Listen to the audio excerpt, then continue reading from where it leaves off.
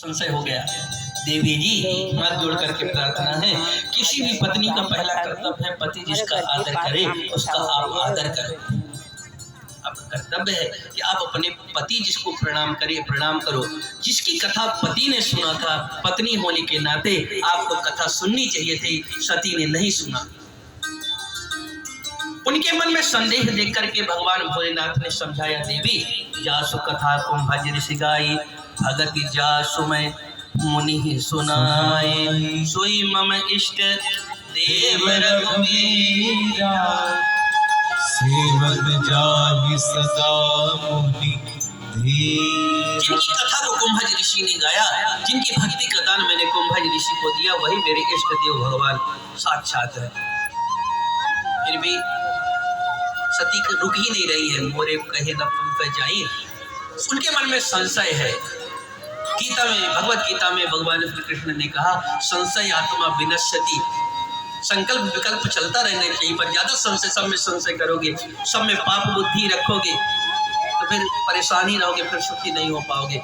सती जी के मन में जब संशय नहीं गया तो भगवान भोलेनाथ ने कहा, मोरे कहे न संशय जाहि, मेरे कहने के बाद संशय नहीं जा रहा है तो देवी एक काम करो कि जो तुम्हारे मन अति संदेह,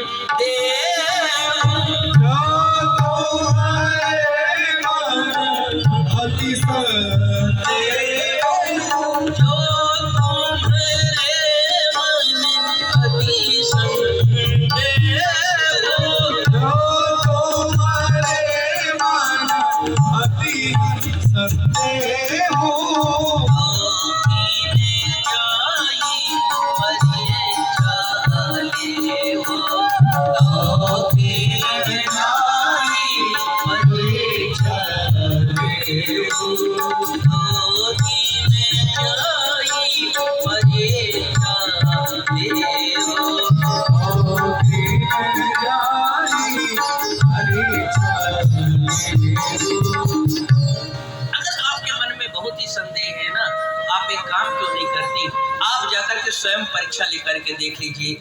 जब तक आप परीक्षा लेकर के आएंगी तब लगी बैठी बट जाई, जब लगे तुम आई हो मोहि पार। जब तक आप परीक्षा लेकर के आएंगी तब तक मैं बट वृक्ष के नीचे बैठूंगा। बट के नीचे विश्वास का प्रतीक है।